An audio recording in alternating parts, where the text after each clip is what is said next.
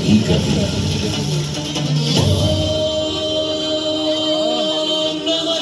ये तो कुछ वीर भक्तों का साहस था कि जो इस आक्रमण के बीच भी वे ज्योतिर्लिंग को बचाकर ले गए। पर राजा भीमदेव कहां मानने वाले थे। उन्होंने जल्दी ही फिर से अपने सारे संसाधन धन बल को वापस जोड़ा और भग्न सोमनाथ मंदिर का पुनर्निर्माण करवाया।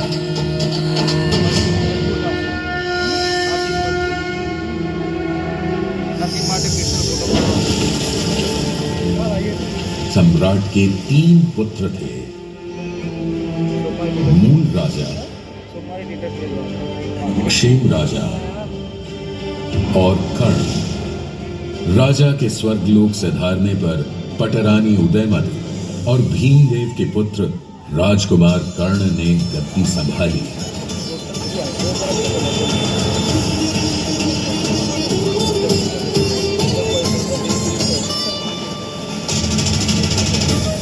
और फिर आसापाली के आसा भील को हराकर कर्णावती नगर की स्थापना की, जो आज अहमदाबाद कहलाता है। राजा भीमदेव और रानी उदयमती ने मिलकर त्रिपुरुष प्रसाद, भीमेश्वर और कई शिव मंदिरों का निर्माण करवाया।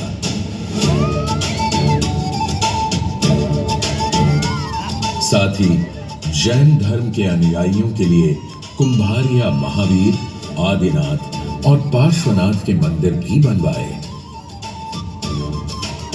साथ ही कर्णावती या आज के अहमदाबाद में माता भवानी को समर्पित एक वाव भी बनवाई।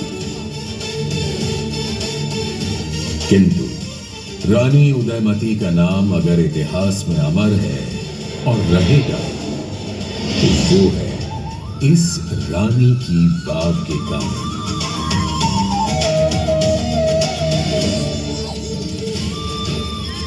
यह वाव 64 मीटर लंबी, 20 मीटर चौड़ी तथा 27 मीटर गहरी है और यह भारत में अपनी तरह की अनूठी वाव है।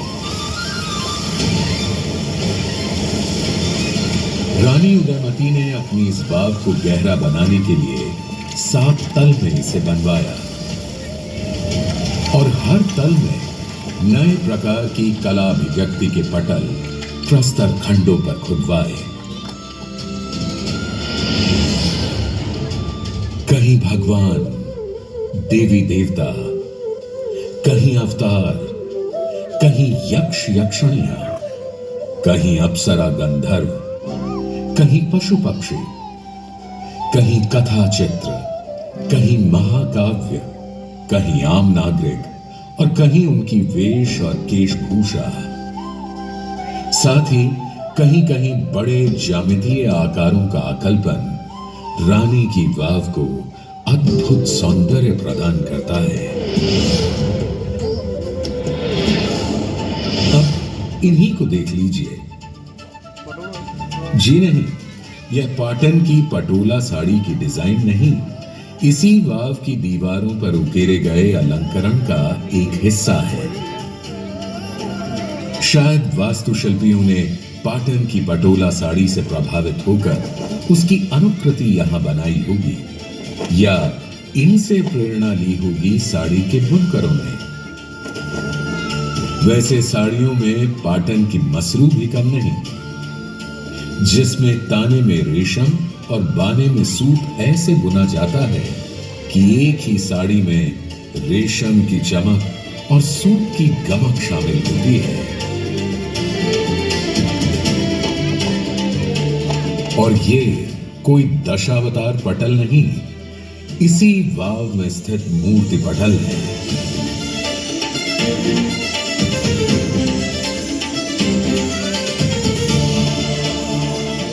और ये कोई पूजा विग्रह नहीं, इसी स्थान की कुछ प्रतिमाएं हैं। हर स्तर पर परत दर परत बनी है पत्थर पर उकेरी गई 500 से अधिक मूर्तियां। पाटन में ओटिया परिवार के लोग आसपास के तालाबों से मिट्टी लेकर जो दशामा मूर्ति बनाते हैं, शायद वो भी इन्हीं छोटी छोटी मूर्तियों से प्रभावित होंगे।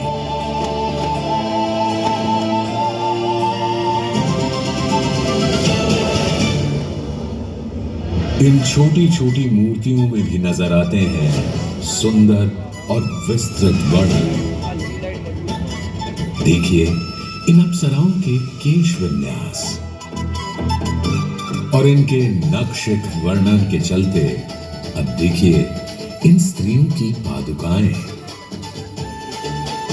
अब जरा कल्पना कीजिए कि ये सारी अप्सराएं गरबा कर रही हों तो साधारण गरबा नहीं बल्कि पाटन का डोरी गरबा, जिसमें एक स्तंभ में बंधी डोरियों को पकड़कर स्त्री पुरुष गरबा करते हैं, जिसे गाव गुंथर गरबा कहते हैं।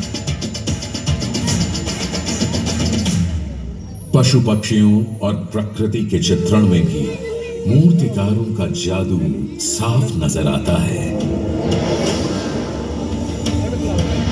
वैसे पौराणिक कथानक तो रोचक, मनमोहक, शुभ और शिक्षाप्रद हैं ही, किंतु कुछ कम नहीं है इस विशाल वाव के ओझल हो जाने और फिर मिलने की कहानी। आप शायद कहें कि ये कैसे हो सकता है, इतनी बड़ी बावड़ी ओझल कैसे हो सकती है। रानी उदयमती के परलोक गमन के बाद सरस्वती नदी में एक ऐसी भयंकर बाढ़ आई कि बाढ़ के साथ बह आए झाड़ झंखाड़ और नदी की गाद मिट्टी से यह पूरी वाव इस तरह भर गई कि इसका दिखना ही बंद हो गया।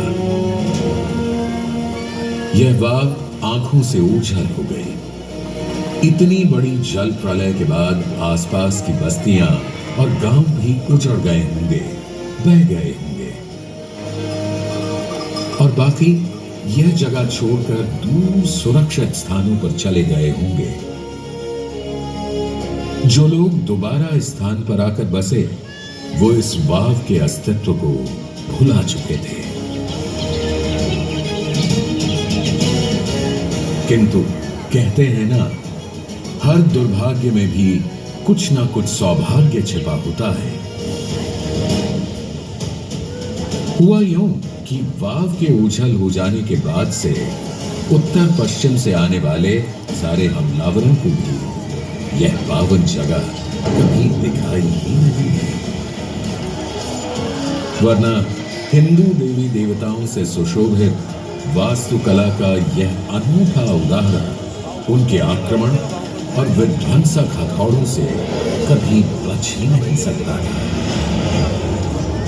सौभाग्य से सदियों तक यह रानी की वाव किसी गड़े हुए खजाने की तरह भूमि में सुरक्षित दबी पड़ी रही। कभी कभार कोई लेखक या इतिहासकार जनश्रुतियों के आधार पर यहां ऐसा निर्माण होने का जिक्र भर कर देता था।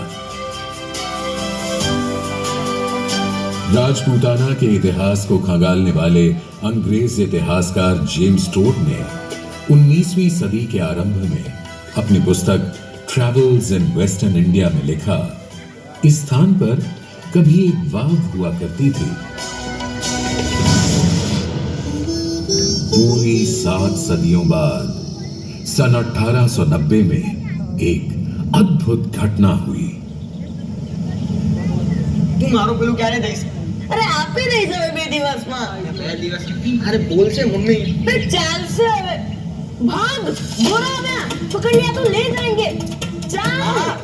बच्चों अब डरो मत, हम तुमको पकड़ने के लिए नहीं आए, हम तुमसे बात करने के लिए आए हैं।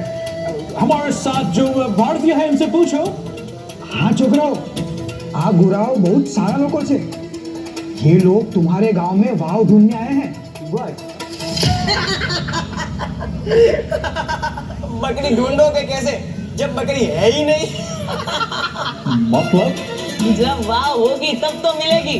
हमारे गांव और आसपास कोई वाव नहीं है। हम नदी में से पानी लाते हैं। ठीक ठीक कह रहे हो तुम। वाव तो कब का खो चुका,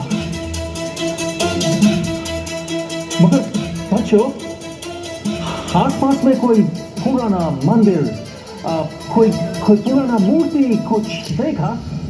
पुराना मंदिर तो नहीं, पर एक पुराना खंबा है। क्या तुम हमें वहां ले जाओगे? देखो हम तुमको बहुत सारे स्वीट्स देगा, मिठाइयाँ देगा। चलो हाँ चलिए चलिए। चल।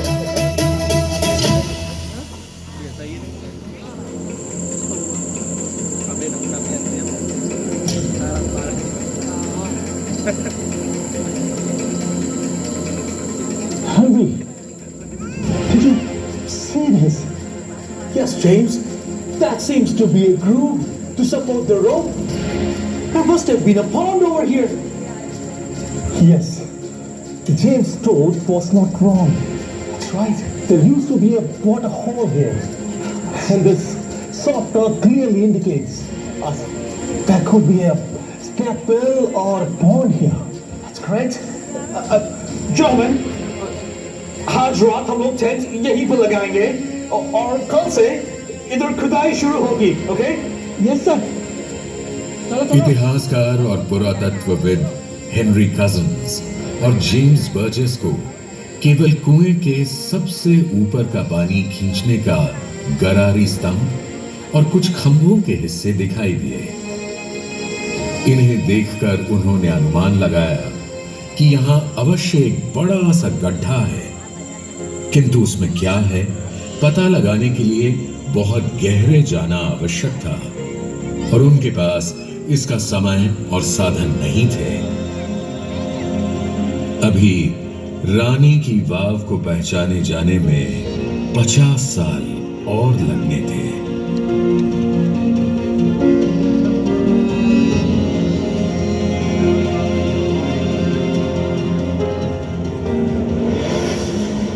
अगली सदी में बड़ौदा महाराज की प्रेरणा से बड़ौदा रियासत के पुरातत्व विभाग के कुछ पुरातत्वविद सन 1940 में यहां आए और स्थानीय